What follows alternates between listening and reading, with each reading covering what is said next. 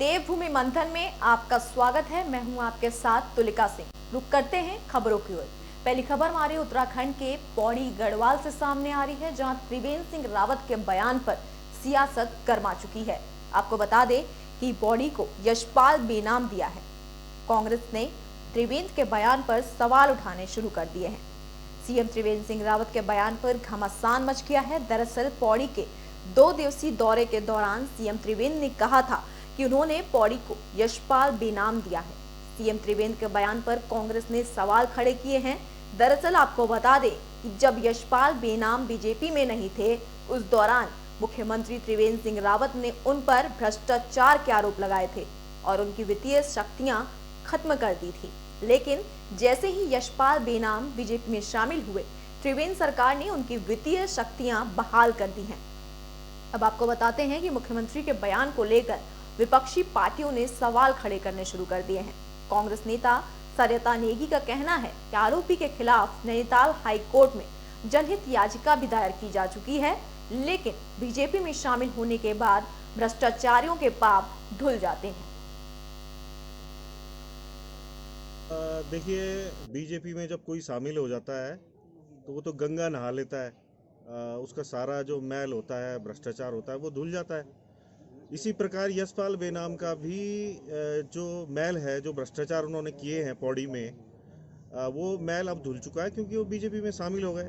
तो मुख्यमंत्री ठीक ही कह रहे हैं कि पौड़ी को उन्होंने यशपाल बेनाम दिया हुआ है। अब वो बेनाम है या बेमान है, ये चीज़ें कुछ दिनों में निकल के आ जाएंगी सामने। देखिए, माननीय मुख्यमंत्री जी का पौड़ी दौरा था, उसमें माननीय मुख्यमंत्री जी ने कहा है कि पौड़ी की जनता को हमने यशपाल बेनाम दिया है।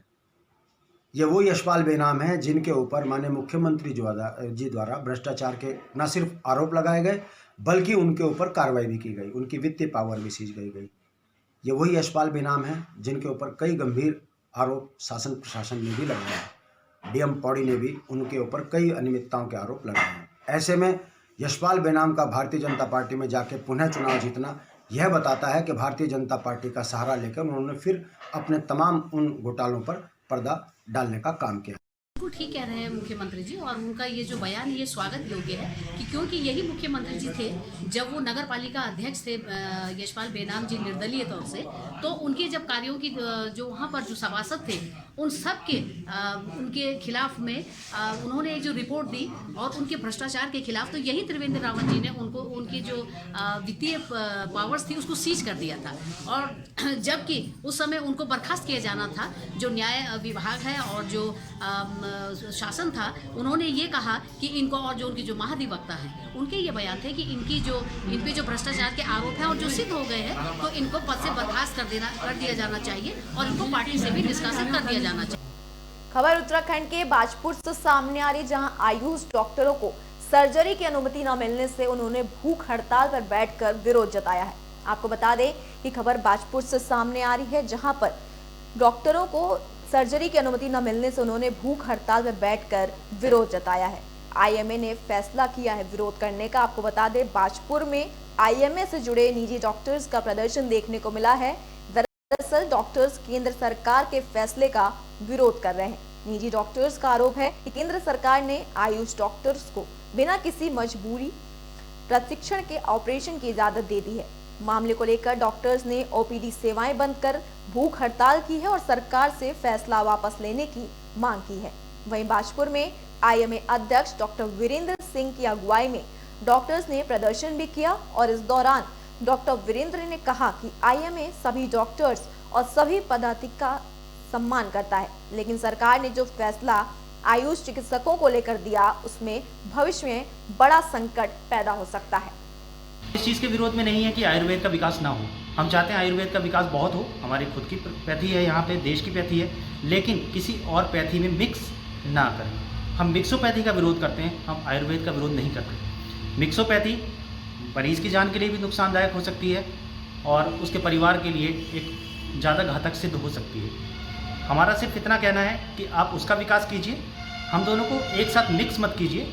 उनको प्रॉपर ट्रेनिंग उनके फील्ड में दीजिए। उनका आयुर्वेदिक फील्ड है तो आयुर्वेदिक फील्ड में उनको ट्रेनिंग दीजिए उनको जितने उनके क्षेत्र में आता है उतना उनको करने दीजिए, लेकिन आप बिना ट्रेनिंग के, बिना एनेस्थीसिया के या बिना किसी उपकरण के आप इस तरह से किसी मरीज़ की जान को जोखिम में ना डालें।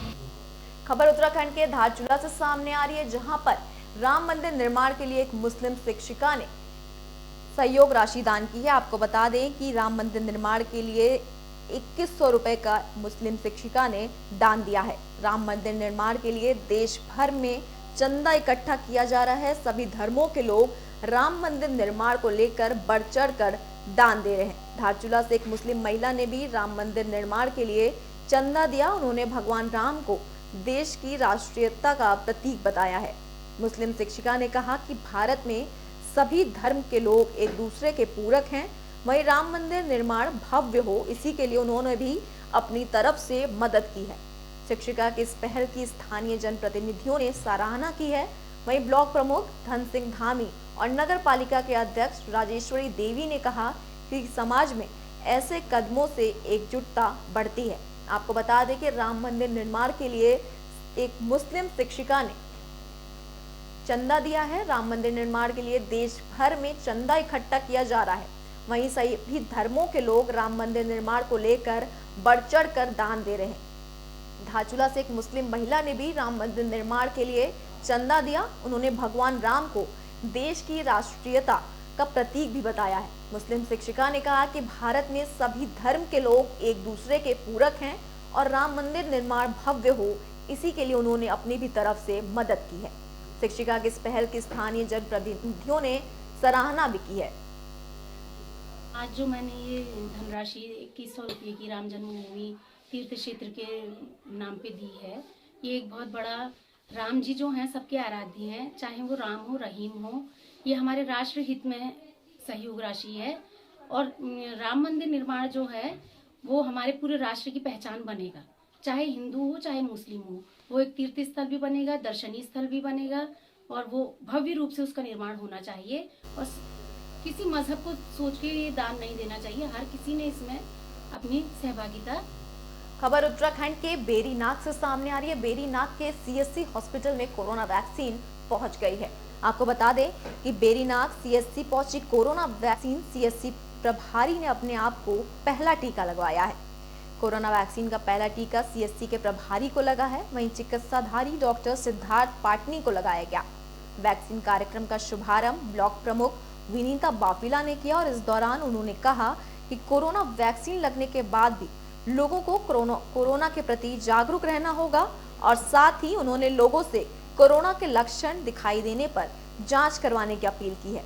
वहीं एसडीएम अभय प्रताप सिंह ने कोरोना वैक्सीन सेंटर का निरीक्षण किया और वैक्सीन से जुड़ी जानकारी भी ली। प्रभारी चिकित्साधारी डॉक्टर सिद्धार्थ पाटनी से मिली जानकारी के मुताबिक पहले चरण में 403 स्वास्थ्य कर्मियों, आशा, आंगनबाड़ी कार्यकर्ताओं को कोरोना वैक्सीन के टीके लगाए जाएंगे। आपको बता दें कि सीएससी प्रभारी ने अपने आप को पहला टीका लगवाया है। सीएससी प्रभारी डॉक्टर सिद्धार्थ पाटनी को पहला टीका लगाया गया। वैक्सीन कार्यक्रम का शुभारंभ ब्लॉक प्रमुख विनीता बाफिला ने किया और इस दौरान उन्होंने कहा कि कोरोना वैक्सीन लगने के बाद भी लोगों को कोरोना के प्रति जागरूक रहना होगा, मास्क और सोशल डिस्टेंसिंग का पालन करना होगा। वहीं उन्होंने लोगों से कोरोना के लक्षण दिखाई देने पर जांच करवाने की भी अपील की है। एसडीएम अभय प्रताप सिंह ने कोरोना वैक्सीन सेंटर का निरीक्षण किया और वैक्सीन से जुड़ी जानकारी भी ली है। प्रभारी चिकित्साधारी डॉक्टर सिद्धार्थ पाटनी से मिली जानकारी के मुताबिक पहले चरण में 403 स्वास्थ्य कर्मी, आंगनबाड़ी कार्यकर्ताओं को कोरोना वैक्सीन के टीके लगाए जाएंगे। खंड में कोरोना वैक्सीन लगने की शुरुआत हुई है और हॉस्पिटल स्टाफ को और माननीय मोदी जी को मैं बहुत बहुत धन्यवाद देती हूँ कि उनके निर्देश में हमारी सबसे इकोनॉमिक कोरोना वैक्सीन लॉन्च हुई है। और जिनको भी ये कोरोना वैक्सीन लग रही है तो वो एहतियात ज़रूर बरतें और 28 दिन बाद इसकी दूसरी डोज लगेगी, उसके बाद भी एहतियात बरतें, घर में रहें, सुरक्षित रहें और उचित दूरी बनाए रखें। धन्यवाद। वैक्सीनेशन हमारे यहाँ CSC बेरीनाग में ब्लॉक में स्टार्ट हो चुका है। पहले दिन 100 लाभार्थियों का नाम है।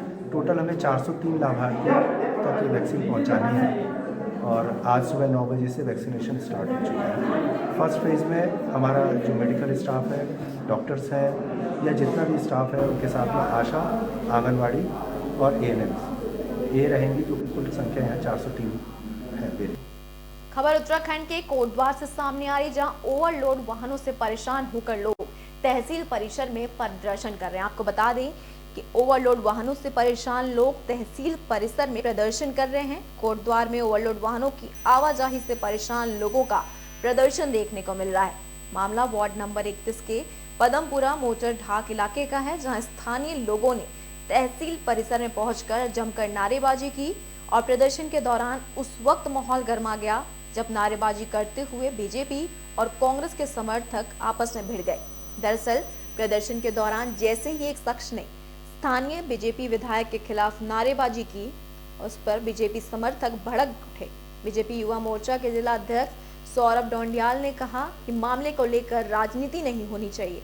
आपको बता दें कि ओवरलोड वाहनों की वजह से स्थानीय लोगों को काफी दिक्कतों का सामना करना पड़ता है। स्थानीय लोगों की माने तो ओवरलोड डंपर से सड़कें क्षतिग्रस्त हो गई हैं और साथ ही पानी की पाइपलाइन भी पूरी तरह से टूट गई है। आपको बता दें कि ओवरलोड वाहनों से लोग परेशान हो गए हैं। लोगों ने तहसील परिसर में प्रदर्शन शुरू कर दिया है।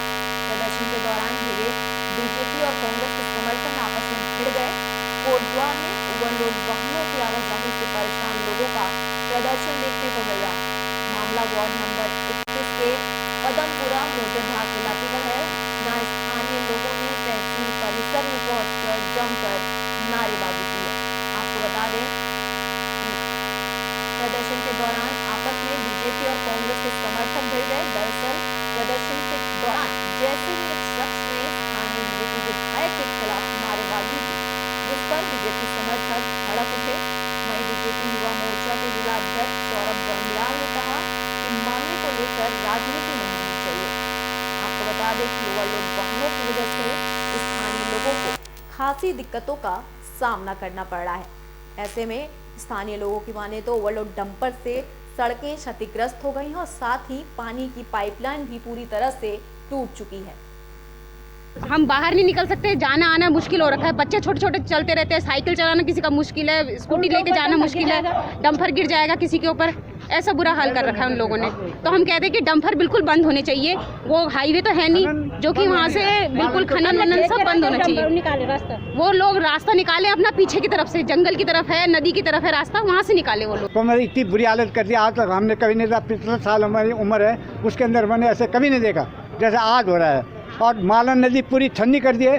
सुबह 6 बजे से लेकर के रात के सुबह के 6 बजे तक पूरे डंपर चलते हैं और दिन में वो ट्रैक्टर चलते हैं और दिन में वो माल जो है डंपर में जाता है। उनको क्यों दिया रखा? गाँव के 3-4 इन्हें चुने लोग हैं, उनको सहायता दी जाती है। वो किसकी सहायता है? प्रशासन की है। प्रशासन को उनका पैसा जा रहा है, इस वजह से प्रशासन माल को उन्हें कर रही है। एग्जीक्यूटिव इंजीनियर को आवश्यक दिशा निर्देश दे दिए जाएंगे कि वो जो गड्ढा है वो जल्दी ही उस पर अपना कार्य समाप्त करके उसको भर दें, जिससे ये दुर्घटना ऐसी दोबारा ना हो।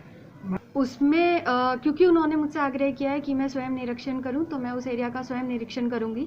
इसके अलावा हमारी जो ऑलरेडी टीम्स हैं जो कि अवैध खनन पे कार्यवाही पहले से करती आई हैं, उनको ये एक और जो उन्होंने ये बताया है, ये जो स्पेसिफिक मार्ग बता रहे हैं वो पदमपुर मोटाढाक से ननपुर मार्ग पर, उसमें उनको गश्त करने के लिए।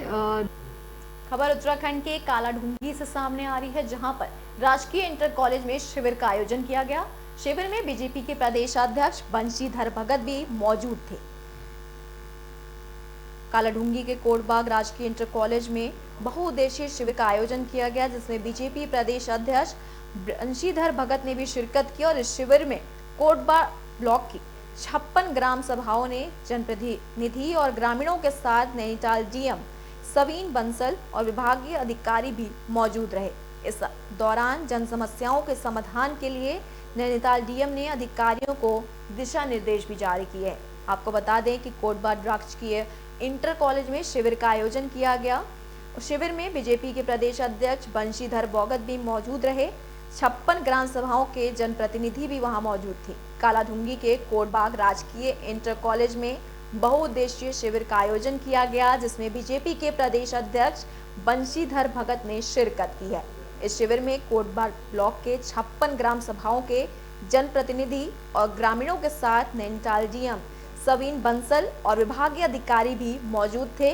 इस दौरान जन समस्याओं के समाधान के लिए नैनीताल डीएम ने अधिकारियों को दिशा निर्देश भी जारी किए हैं। हमने जिलाधिकारी महोदय से निवेदन किया था कि एक दिन यहाँ बहुउद्देशीय शिविर लगाते हैं। एक बार डेट भी डिक्लेयर कर दी गई थी, लेकिन मौसम खराबी के कारण फिर उसको स्थगित करना पड़ा, तो आज फिर किया है। इसमें सभी प्रकार की समस्याएं आई हैं। आज विकलांगों को हमने बहुत सी साइकिलें दी हैं, वो बैसाखियाँ दी हैं, और सड़कों की, बिजली की, पानी की तमाम समस्याएं आई हैं। अधिकारी भी आए थे जिनको तत्काल निराकरण के लिए निर्देशित कर दिया गया है। देखिए, जो हमारा कोटाबाग एरिया है वो नैनीताल, कोलाडूंगी, रामनगर के तीनों हमारी तहसील ब्लॉक्स के जंक्शन पर पड़ता है। तो यहाँ के जो आसपास के हमारे ग्राम पंचायत हैं, तीनों जगह से यहाँ पे लाभान्वित हो सकते हैं। हमारे माननीय क्षेत्र विधायक जी की भी मंशा थी कि इस एरिया को टेकअप किया जाए हमारे बहुउद्देशीय शिविर के लिए। तो उसी क्रम में हमारी जितनी भी लाभप्रद योजनाएं हैं वो ऑन दी स्पॉट ही हमारा प्रयास है कि हम लाभान्वित कर सकें, और गवर्नेंस को जितनी नज़दीक हम ला सकें लोगों के, वही हमारा उद्देश्य होता है शिविर का। इसमें समाज कल्याण के जितने भी पेंशन्स हैं, कोई बैंक अकाउंट्स आधार नंबर बनने हैं या करेक्ट होने हैं, या हमारी स्वास्थ्य विभाग के आरबीएस के बच्चों का स्वास्थ्य परीक्षण, हमारे जो अडल्ट्स हैं उनका स्वास्थ्य परीक्षण, खून जांच, और इसी तरह से मानसिक और विकलांग प्रमाण पत्र। देवभूमि मंथन में फिलहाल के लिए इतना ही। देश और दुनिया की तमाम बड़ी खबरों के लिए देखते रहिए एबी स्टार न्यूज। नमस्कार।